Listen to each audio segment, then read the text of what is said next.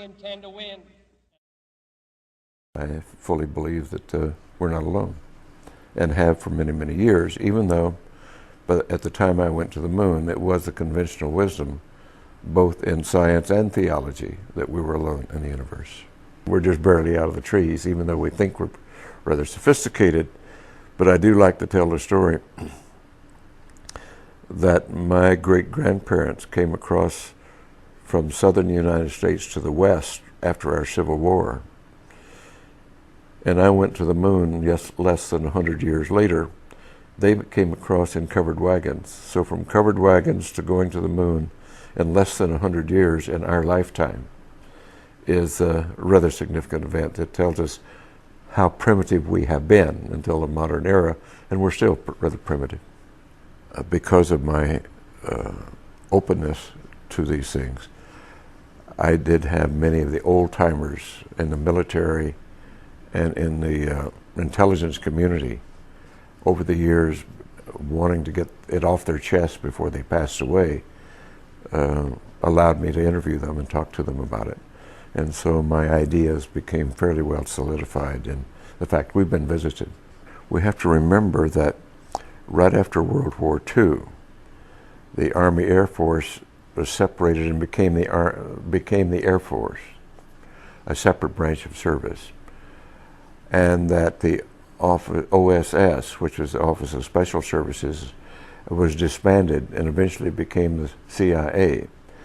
So that here was a major military organization and a major intelligence organization totally in disarray, new-founded, didn't know what they were doing after World War II, and not really reorganized yet. And as a result of that, the President Truman at that time convened a very high-level committee to examine this alien or UFO phenomenon.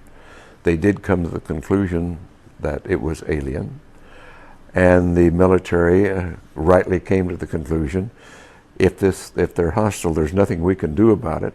Therefore, their choice was to deny it and to hush it up and create the National Security Act of 1947, which validated that deception and covered it up and allowed the group to go underground, as it were. And we've been living with that now for 50 years. It is really the beginning of the whole cover-up, the entire denial of this phenomenon. And the addition of dismissal, disinformation, misinformation, to cloak and to discourage investigation, to misinform. It's just been continuous for many, many years now. Eventually it came away from the fear, I believe, of not being able to protect and do their duty to the notion of power and control, controlling the knowledge and the technology. And the group involved with that is still doing it. We have created our reality here, and we have created it right now rather badly, for it's not a sustainable reality. We have created, with our science and technology, instead of using it for the greater good, it's been captured by interest, greed, self-service, which is rife. And instead of using it, all of our technology and our brilliance and genius for greater good, we use it for self-service. And that's not going to work.